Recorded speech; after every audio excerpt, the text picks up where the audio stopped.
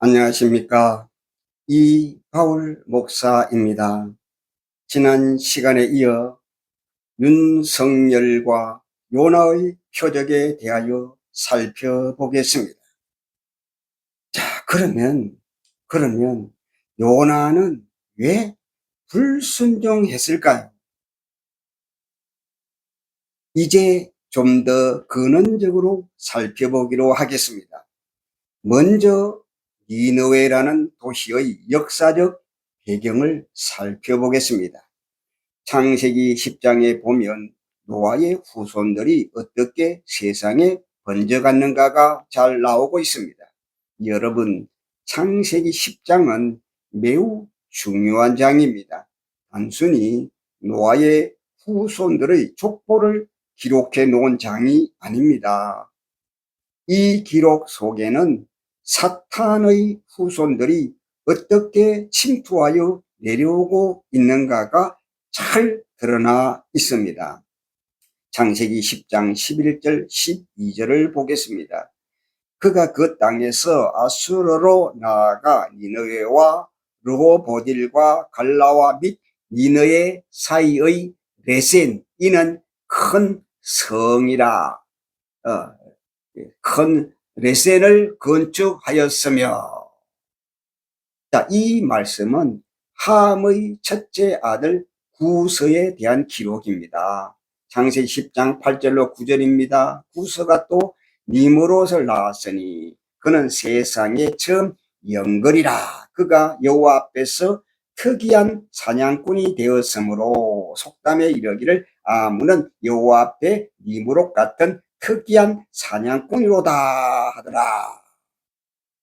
그러면 그의 아버지 함은 누구입니까?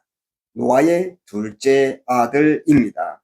창세기 9장 18절에 보면 방주에서 나온 노아의 아들들은 셈과 함과 야벳이며 함은 가나안의 아비라고 했습니다. 함은 노아의 둘째 아들인데 특별히 가나안의 아비라고 언급을 했습니다. 왜 그렇게 언급을 했을까요? 가나안은 함의 넷째 아들입니다. 왜 하필이면 막내 아들인 가나안의 아비라고 기록을 했을까요? 이것은 악의 후손들이 가나안의 씨를 통해 왕성하게 뻗어갈 것을 암시해 주는 구절입니다. 창세기 9장 22절에 보면 가나안의 아비 함이 그 아비의 하체를 보고 밖으로 나가서 두 형제에게 고하매라고 했습니다. 여기에 대한 말씀은 이미 말씀드린 바 있기에 오늘은 그냥 넘어가겠습니다. 자, 그러니까 노아의 둘째 아들 함이 문제입니다. 셈, 함, 야벳 세 아들 중 한 아들, 즉 함의 씨 속에 사탄이 자리를 잡은 것입니다. 창세기 10장 6절을 보면 함의 아들은 구스와 미스라임과 붓과 가나안이요 라고 했습니다. 이 네 아들이 모두 문제의 인물들입니다. 그중 오늘 니느웨와 관련된 인물은 맏아들 구스의 후손들에 대한 기록입니다. 창세기 10장 8절로 9절에 보니 구스가 또 니므롯을 낳았으니 그는 세상에 처음 영걸이라고 했습니다. 영걸이란 말은 체구가 크고 힘이 엄청난 괴물 같은 사람을 말합니다.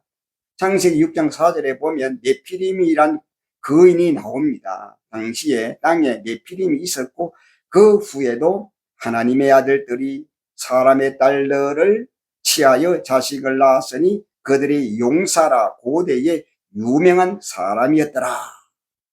여러분, 네피림은 홍수 전에 있었던 거인들이었습니다. 이 거인들은 사람의 딸들을 통해 나온 자들이었습니다. 즉 정상적인 인간들이 아니었습니다. 하나님께서는 이 괴물 같은 인간들 때문에 한탄하셨습니다. 창세기 6장 5절로 6절입니다. 여호와께서 사람의 죄악이 세상에 간영함과 그 마음의 생각의 모든 계획이 항상 악할 뿐임을 보시고 땅 위에 사람 지어섰음을 한탄하사 마음에 근심하시고 그래서 홍수를 통해 다 썰어버리고 새로운 세상을 만드시려고 하신 것입니다.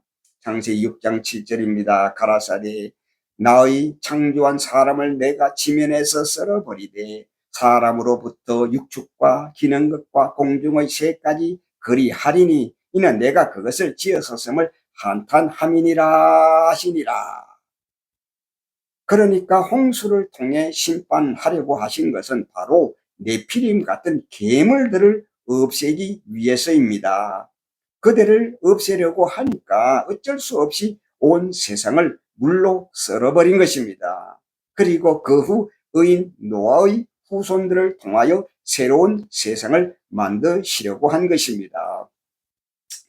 그런데 어떻게 된 일인지 함의 씨 속에 이미 사탄의 씨가 뿌려져 있었습니다.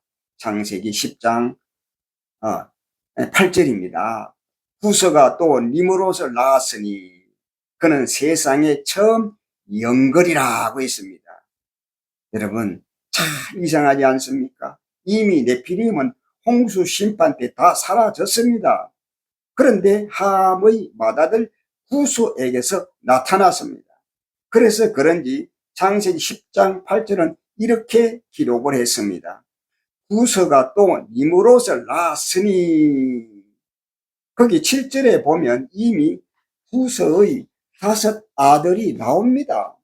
구서의 아들은 스바와 하윌라와 삽다와 라마와 삽드가요. 라마의 아들은 스바와 드단이며 그리고 나서 또 구서가 니므롯을 낳았다고 기록을 했습니다.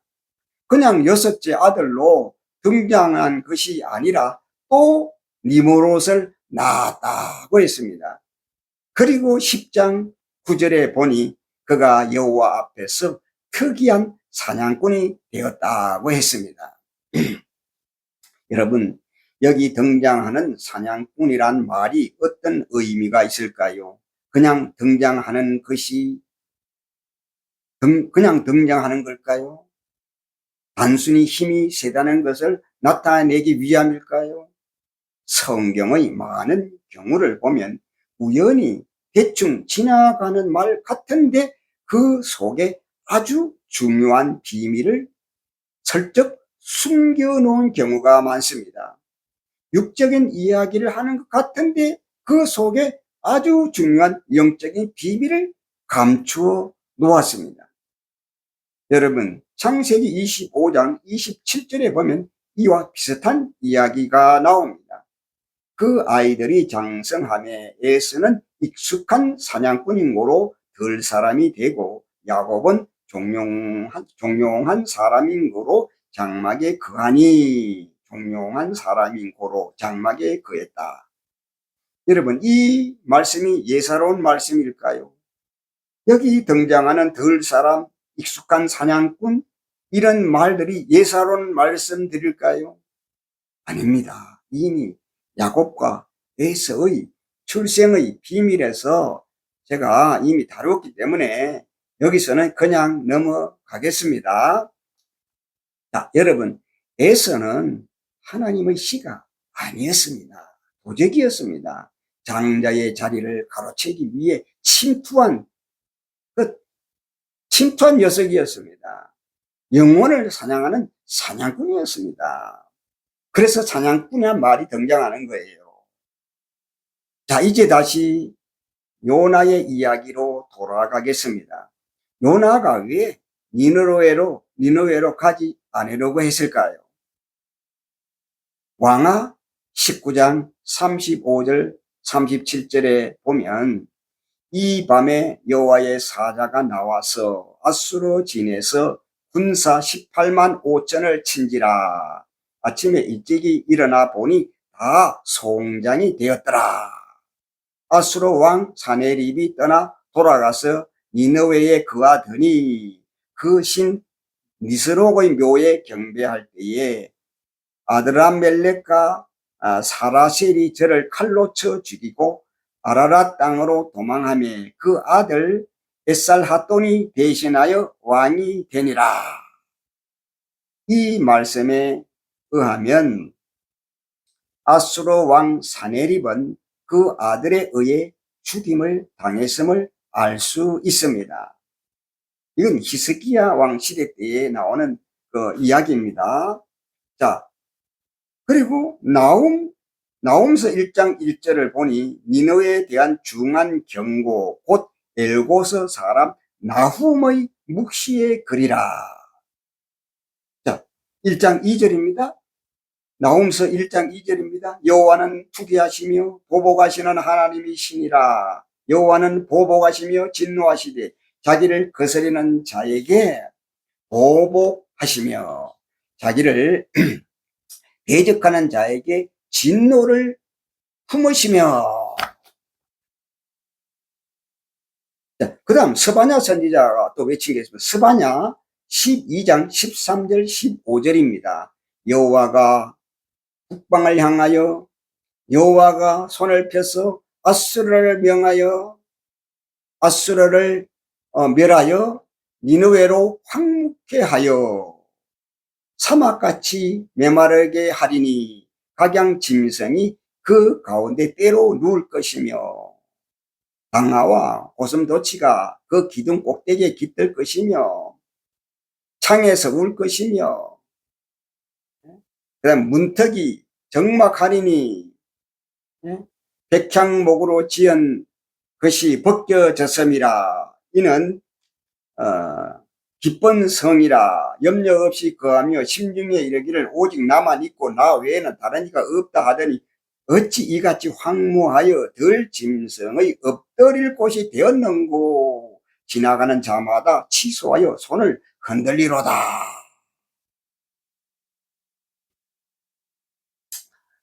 여러분, 니느웨는 아수르의 수도입니다. 성경에 많이 등장합니다. 아수르라는 말이 많이 등장합니다. 니느웨는 아수르의 수도입니다. 그 당시의 아수르는 세계적인 강대국이었습니다. 성경은 여러 곳에서 아수르가 망할 것을 예언했습니다. 열왕기에도 나오고 나홈 선지자, 스바냐 선지자도 예언을 했고 또 민수기 24장 24절에도 보면 발람 선지자가 예언한 말씀이 나옵니다.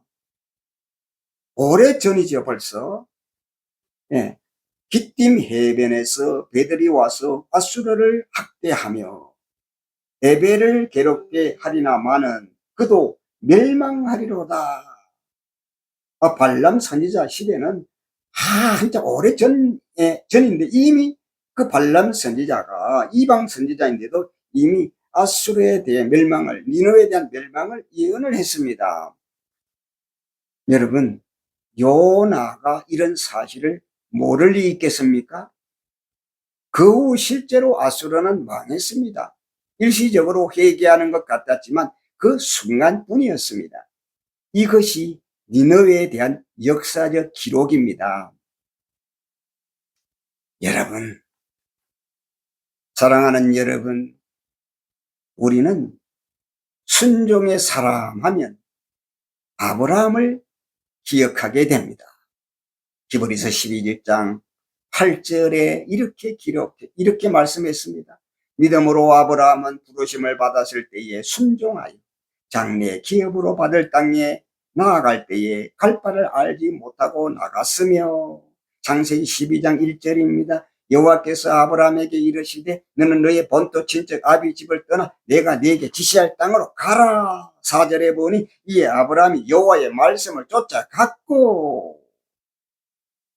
이 말씀에 대하여 어떤 학자는 이렇게 해석을 했습니다.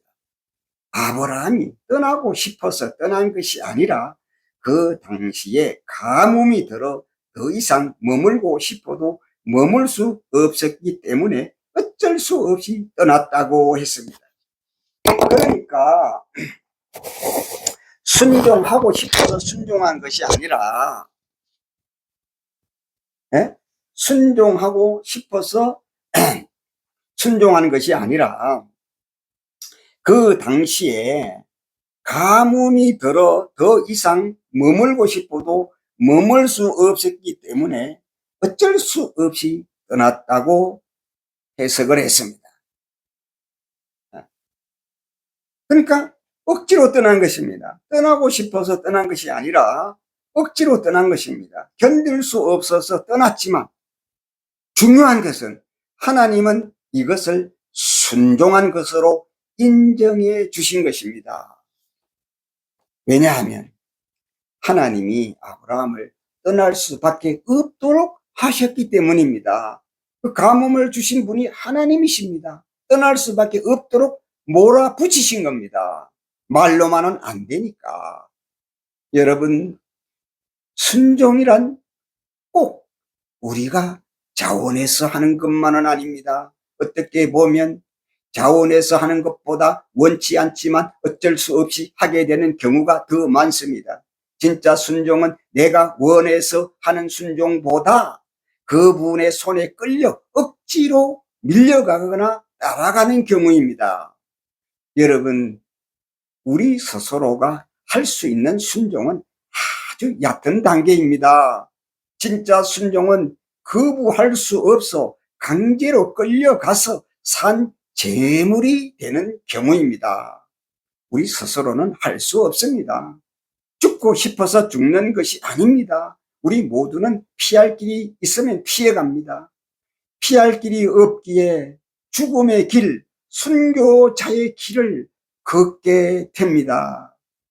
여러분, 하나님은 이것을 순종이라고 합니다. 벗어날 길이 없어 묵묵히 하나님의 뜻에 끌려가는 것입니다. 끌려간 후 뒤늦게 알게 됩니다. 왜 그렇게 해야 했는지. 여러분, 예수님의 십자가도 예외가 아닙니다. 빌립보서 2장 6절입니다. 그는 근본 하나님의 본체시나 하나님과 동등됨을 취할 것으로 여기지 아니하시고 오히려 자기를 비워 종의 형체를 가져 사람들과 같이 되었고 사람의 모양으로 나타나셨음에 죽기까지 복종하셨으니 곧 십자가에 죽으심이라. 여러분, 하나님 입장에서 보면 예수님의 죽음이 순종의 사건이지만 사람들 입장에서 보면 피할 길이 없었습니다. 물론 피할 길이 있었다고 해도 예수님은 그 길을 가셨겠지만 하나님의 입장에서 볼 때만이 순종의 사건이 되는 것입니다. 진짜 순종은 우리 스스로 할 수 없습니다. 진짜 순종은 우리 스스로 할 수 있는 차원이 아닙니다. 여러분, 왜 예수님께서 악한 시대가 표적을 보여달라고 하는 사람들에게 요나의 표적밖에 보여줄 표적이 없다고 하셨을까요? 예수님께서는 이 사건을 하나님의 입장에서 해석을 하신 것입니다. 하나님께서 어떻게 요나를 산 제물로 삼으셨는가를 말씀하신 것입니다. 사람들의 입장에서 보면 요나는 불순종하고 도망을 가다가 큰 풍랑을 만나 물고기 뱃속에서 죽을 뻔한 그런 사람이지만, 그렇지만 그렇게 해서 물론 3일 만에 살아나긴 했습니다만은 살아난 후에도 기쁜 마음보다는 마지못해 니느웨를 찾아가서 입에 독을 품고 외쳤습니다. 내가 지금 좋아서 외치는 것 아니다. 하나님이 가라고 하니까 왔다. 40일이 지나면 이 성이 무너지고 쫄딱 망할 것이다. 마치 세례 요한이 광야에서 외친 것처럼 독사의 자식들아 회개하라 회개하라 하고 외쳤던 세례 요한처럼 말입니다. 마태복음 23장에 보면 예수님도 바리새인들을 향하여 독설을 퍼부었습니다. 23장 13절입니다. 화 있을진저 외식하는 서기관과 바리새인들이여, 화 있을진저 외식하는 서기관과 바리새인들이여. 7번이나 반복해서 나옵니다. 화 있을진저 서기관과 바리새인들이야. 자, 그리고 나서 33절에 보니 뱀들아 독사의 새끼들아 너희가 어떻게 지옥의 판결을 피하겠느냐 하고 외쳤습니다. 이렇게 무섭게 독서를 뿜어대는데도 그들은 끄떡도 하지 않았습니다. 그래서 예수님은 이렇게 탄식하신 것입니다. 마태복음 12장 41절입니다. 심판 때에 니느웨 사람들이 일어나 이 세대 사람을 정죄하리니 이는 그들이 요나의 전도를 듣고 회개하였거니와 요나보다 더 큰 이가 여기 있느니라. 여러분, 요나가 이렇게 외칠 수 있었던 것은 다른 것이 아닙니다. 그 자신이 복이 올라 있었기 때문입니다. 그는 죽으러 갔기 때문에 자신의 신상에 어떤 위해가 올 것은 안중에 없었습니다. 이미 죽은 몸이었기 때문입니다. 요나는 다시 살아서 돌아올 생각을 전혀 하지 않았습니다.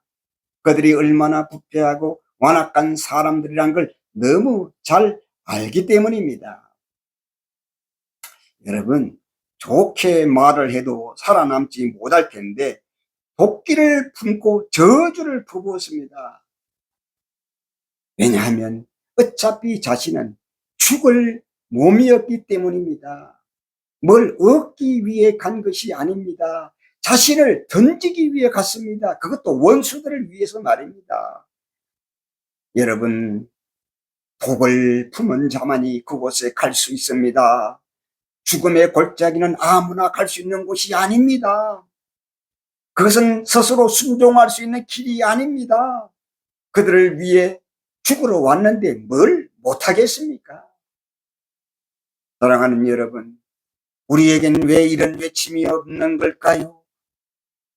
우리에게 요나와 같은 외침이 없는 이유가 뭘까요? 왜 목사님들의 설교가 힘이 없을까요? 교회에서 쫓겨날까봐 그런가요? 노예로부터 제명을 당할까봐 그런가요? 왜 그럴까요? 복이 오른 목사는 되는 것이 없습니다.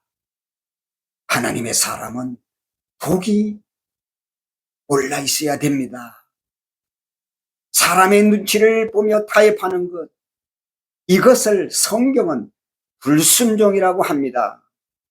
삼상 15장 22절에 보면 이런 말씀이 있습니다. 순종이 제사보다 낫고 듣는 것이 수양의 기름보다 나으니 이는 거역하는 것은 사술의 죄와 같고 완고한 것은 사신 우상에게 절하는 죄와 같음이라. 이 말씀은 사울 왕을 두고 하신 말씀입니다. 사울은 순종하고도 저주를 받았습니다. 삼상 15장 13절입니다. 사무엘이 사울에게 이른즉 사울이 그에게 이르되 원컨대 당신은 여호와께 복을 받으소서 내가 여호와의 명령을 행하였나이다. 사울은 하나님의 말씀에 순종했다고 했지만 하나님은 불순종이라고 했습니다. 그 이유가 뭘까요? 여러분들이 더 잘 아실 것입니다. 사울은 눈가림으로 하나님을 속이려고 했습니다. 사울의 순종은 하나님을 위한 순종이 아니라 자신의 몸을 사리는 순종이었습니다. 순종의 흉내만 냈지 진짜 순종이 아니었습니다. 삼상 15장 9절입니다. 사울과 백성이 아갓과 그 양과 소의 가장 좋은 것 또는 기름진 것과 어린 양과 소의 가장 좋은 것을 남김이요 그 외의 것은 우리가 진멸하였나이다. 여러분, 순종을 하려면 먼저 하나님의 마음, 즉 그분의 의중을 헤아릴 줄 알아야 합니다. 삼상 15장 19절입니다. 어찌하여 왕이 여호와의 목소리를 청종치 아니하고 탈취하기에만 급하여 여호와의 악하게 여기시는 것을 행하였나이까? 하나님의 뜻은 아말렉을 멸절시키는 것이었습니다. 신명기 25장 19절입니다. 그러므로 네 하나님 여호와께서 네게 주어 기업으로 얻게 하시는 땅에서 네 하나님 여호와께서 너로 사면에 있는 모든 대적을 벗어나게 하시고 네게 안식을 주실 때에 너는 아말렉의 이름을 천하에서 도말할지니라. 너는 잊지 말지니라. 그들은 하나님의 원수, 즉 사탄의 세력들이었습니다. 그들이 미워서도 그렇지만 사실은 사울과 이스라엘 백성들을 탐욕에 빠지지 않게 하시기 위해서입니다. 탐욕에 빠지면 그 다음부터는 영적인 전쟁에서 승리할 수 없기 때문입니다. 지금은 그런 것을 취할 때가 아니었습니다. 사울은 이 한 번의 불순종으로 영원히 버림을 받았습니다. 그 후부터 싸움에 나갈 때마다 패배합니다. 하나님이 함께하지 않았습니다. 이때가 사울이 왕이 된 지 겨우 2년밖에 되지 않았습니다. 그 후 약 10년 이상을 하나님이 함께하지 않는 길을 걸어야 했습니다.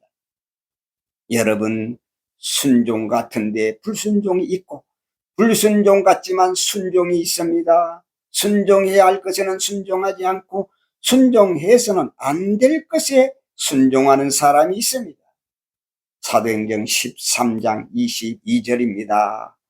내가 이새의 아들 다윗을 만나니 내 마음에 합한 사람이라 내 뜻을 다 이루게 하시리라. 여러분, 사울과 다윗의 차이점이 뭘까요?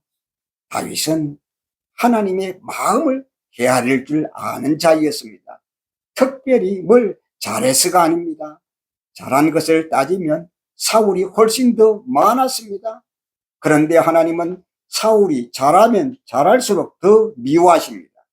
다윗은 잘한 것이 없는데도 심지어 실수를 해도 하나님은 기뻐하십니다. 왜 그럴까요?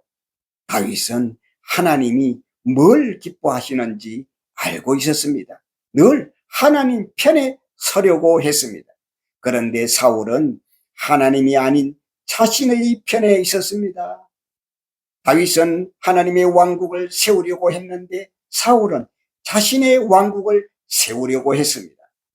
그러면서도 자신은 하나님의 말씀에 순종한다고 착각을 했습니다. 여러분, 하나님이 누구를 마음에 들어 하실까요? 지금 누가 잘하고 못하는 문제가 아닙니다. 우리가 잘해봤자 얼마나 잘할 수 있습니까? 큰 차이가 없습니다. 사람은 다 죄인입니다. 다 실수가 많고 높아지고 싶고 칭찬받고 싶어지는 것 아닙니까? 다 그렇습니다. 우리가 뭘 잘해서 점수를 얻으려는 생각을 버려야 합니다. 하나님 편에 서기를 힘써야 합니다. 하나님 편에 서는 것이 곧 순종입니다. 요나서 4장 4절 5절입니다. 여호와께서 이르시되 너희 성냄이 어찌 합당하냐 하시니라. 요나가 성에서 나가서 그 성 동편에 앉되 거기서 자기를 위하여 초막을 짓고 그 그늘 아래 앉아서 성읍이 어떻게 되는 것을 보려 하니라. 여러분, 요나는 정말 그들이 미워서 분노한 것일까요?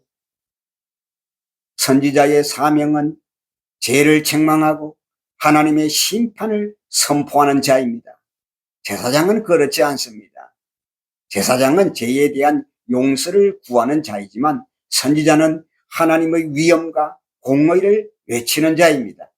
하나님의 살아계심을 심판을 통하여 온 세상에 드러내는 자입니다. 그러니까 요나는 니느웨의 심판을 통하여 하나님의 살아계심을 드러내려고 한 것입니다. 이게 잘못된 것입니까? 여러분, 이게 잘못되었습니까? 잘못된 것은 요나가 아니라 갑자기 돌변한 하나님이십니다. 니느웨가 회개한다고 그들이 행한 악행이 모두 사라진다면 그동안 피해를 입은 사람들은 어떻게 되는 것입니까? 요나서 4장 9절입니다. 하나님이 요나에게 이르시되 네가 이 박넝쿨로 인하여 성냄이 어찌 합당하냐? 그가 대답하되 내가 성내어 죽기까지 할지라도 합당하니이다. 여러분, 요나의 분노는 사랑이 없어서가 아닙니다. 그때는 사랑을 운운할 그런 시대가 아니었습니다. 율법을 통하여 구원을 이야기하는 시대입니다. 그런데 갑자기 생뚱맞게 사랑을 운운하고 용서를 운운하고 있습니다. 요나서 4장 11절입니다. 하물며 이 큰 성읍 니느웨는 좌우를 분변치 못하는 자가 12만여 명이요 육축도 많이 있나니 내가 아끼는 것이 어찌 합당치 아니하냐. 여러분, 이 말씀은 요나에게 전혀 어울리지 않는 말씀입니다. 그 12만 명 있는 거하고 요나가 무슨 상관이 있습니까? 이스라엘하고. 그들은 멸망돼야 할 사람들입니다. 그런데 갑자기 사랑이라니요. 아니 12만 명하고 요나가 무슨 상관이 있습니까? 예? 하나님께서 요나를 바보로 만들려고 작정하지 않고서야 어떻게 이렇게 갑자기 이런 식으로 말씀하실 수 있습니까? 율법의 시대에 사랑의 잣대를 갖다 대니 어떻게 선지자가 수용을 할 수 있겠습니까? 그래서 요나 선지자가 바보 아닌 바보가 된 것입니다. 여러분, 우리가 성경의 인물들을 볼 때에 반드시 기억해야 할 것이 있습니다. 제가 지금부터 성경에 나오는 중요한 인물들 15명 정도를 나열해 보겠습니다. 노아, 아브라함, 욥, 야곱, 요셉, 모세, 다윗, 솔로몬, 엘리야, 다니엘, 요나, 세례 요한, 베드로, 사도 바울. 자, 이 15명의 인물들을 5부류로 분류해 보겠습니다. 첫째는 노아, 모세, 베드로. 둘째는 국무총리 요셉, 엘리야, 다니엘, 세례 요한. 셋째 부류는 아브라함, 다윗. 넷째 부류는 야곱, 사도 바울. 다섯째는 솔로몬, 욥, 요나. 자, 분류했습니다. 자, 첫째 부류는 흠이 없어야 되는 인물들인데 실수함으로 우상적인 존재가 되지 않게 했습니다. 그러니까 초점도, 우리가 성경을 보는 초점도 그렇게 맞춰져야 합니다. 둘째는 흠이 없는 분들입니다. 요셉이나 엘리야, 다니엘, 세례 요한은 흠이 없어야 빛이 납니다. 그래서 우리가 성경을 볼 때 또 설교를 할 때에 그 잘 초점을 맞춰야 됩니다. 자, 요셉은 구원자이신 예수님의 모습을 보여주고 엘리야와 다니엘 그리고 세례 요한은 믿음의 승리를 보여주는데 목적이 있기 때문입니다. 셋째는 아브라함과 다윗. 아브라함과 다윗은 후속사적인 것과 관련이 있고, 자, 넷째는 야곱과 사도 바울입니다. 야곱과 사도 바울은 하나님의 주권을 잘 드러내주는 인물들입니다. 자, 다섯째, 마지막입니다. 다섯째는 솔로몬과 욥, 그리고 요나. 자, 솔로몬과 욥, 그리고 요나. 이 세 인물은 문학적이고 철학적인 면이 잘 드러나 있습니다. 오늘 제가 말씀드리고자 하는 것은 바로 요나라는 인물입니다. 요나는 자신을 주인공으로 삼아 한 편의 소설을 썼다고 생각하면 이해하기가 쉽습니다. 물론 요나는 가상적인 인물이 아니라 실제적인 인물입니다. 그리고 요나서의 모든 내용은 역사적 사실에 근거하고 있습니다. 하지만 우리가 요나서를 제대로 이해하려면 역사적 접근보다는 한 편의 소설을 읽듯이 읽어야 합니다. 그래, 만약 요나서가 한 편의 소설이라면 작가는 처음부터 주인공으로 등장하는 요나를 바보로 만들기 위해서 하나님의 명령을 거역하고 도망을 가다가 큰 풍락을 만나게 되고, 그리고 물고기 뱃속에 들어가게 되었고, 자, 그리고 또 3일 만에 살아났는데, 살아난 후에도 끝까지 자신의 고집을 버리지 않는 불순종의 사람으로 이끌고 간 후, 아주 고집불통의 사람으로 이끌어간 후, 끝에 가서, 마지막에 가서 하나님의 우주적인 사랑을 드러내는 목적을 가지고 씌어진 하나의 위대한 작품이라고 할 수 있습니다.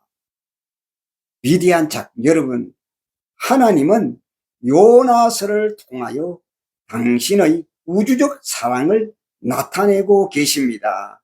그렇게 하기 위해서 요나를 아주 편협한 모델로 삼았습니다. 편협한 모델로 삼았습니다. 요나의 불순종은 불순종을 위한 불순종이 아닙니다. 그 불순종을 통하여 오히려 당신의 사랑을 이야기하고 계십니다. 여러분, 얼마나 놀라운 작품입니까? 불순종을 통하여, 요나의 불순종을 통하여 오히려 하나님의 사랑을 이야기하고 있는 목적이 있었다는 것입니다. 만약에 작품으로 본다면, 여러분, 얼마나 놀라운 작품입니까?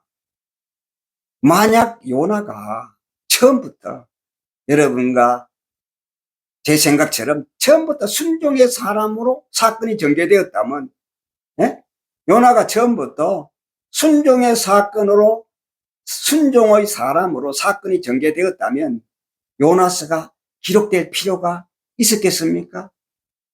요나서가 기록될 필요가 있었겠어요? 요나가 처음부터 순종의 사람으로 등장하면 기록될 필요가 없죠. 여러분, 이제 마치겠습니다. 여러분, 무엇이 순종입니까? 하나님의 손에 이끌려 가는 것이 순종입니다. 하나님의 손에 이끌려 가는 그 과정, 그것이 순종이에요. 싫고 좋고가 없어요. 나를 통해 하나님의 뜻이 이루어지는 것이 순종입니다. 오늘 강의는 여기서 마치겠습니다. 마지막으로 말씀드리는 것은 윤석열 대통령이 지금 우리에게 보여주고 있는 그 길이 요나 선지자와 같다는 것입니다. 윤석열을 통해서 하나님이 보시는 윤석열의 모습은 자신을 내어놓는 제물이 되는 순종의 사람입니다. 그의 순종이 이 나라를 깨우고, 그의 순종이 한국 교회를 깨우고, 그의 순종이 오늘 여러분들을 깨어나게 하는 놀라운 표적이 되시기를 주님의 이름으로 축원합니다. 아멘. 감사합니다. 다음 강의를 기대해 주시기 바랍니다.